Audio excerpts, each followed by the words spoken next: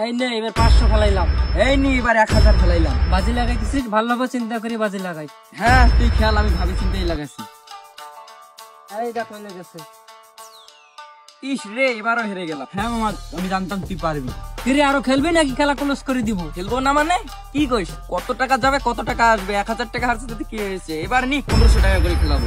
আগের বার হারছিস, তোর কিন্তু শিক্ষা হয়নি। আবার খেলতে আসছিস, এবার কিন্তু ভেবে চিন্তে খেলিস। ভাই এবার যদি দিতেন তাহলে আমাকে 1 কেজি গরুর মাংস কেনার টাকা দেবেন। নে নে দিবনি এখন। এই দেখ আবারও জিতে গেলাম। ভাই আবারও জিতে গেছে, ভাই আবারও জিতে গেছে। ফিরে আরো খেলবি? পকেটে কি টাকা আছে নাকি শেষ হয়ে গেছে? টাকা নাই মানে কি কইস? তুই এই জায়গায় থাক, আমি আসতেছি টাকা নিয়ে। এই জায়গাতে থাক, আমি টাকা নিয়ে আসতেছি। ইস, মেলা টাকা হারে গেছি, আর সব টাকা আমাকে তুলতেই হবে।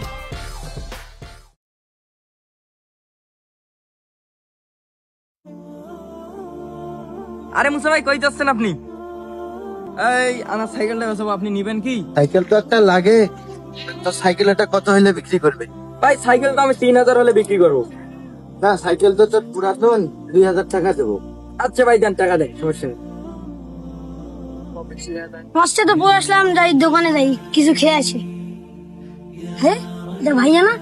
ভাইয়ার মধ্যে তো লাগতেছে। ভাইয়া তো সাইকেল বিক্রি করতেছে। ব্যাপারটা কি বাসা জানাবো না চেয়ারম্যান কাকুকে জানাবো? চেয়ারম্যান কাকুকে জানাই।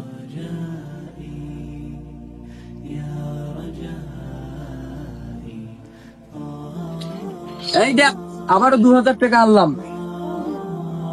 এবার তো মনে হয় জমির ফলনটা মোটামুটি ভালোই হয়েছে।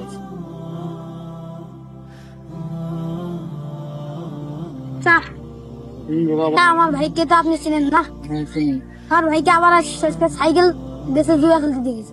হ্যাঁ, এর আগেই আমি অনেক শুনছিলাম, অনেকের কাছ থেকে অনেক কথা শুনছিলাম, কিন্তু মানা করার পরেও শুনে নাই।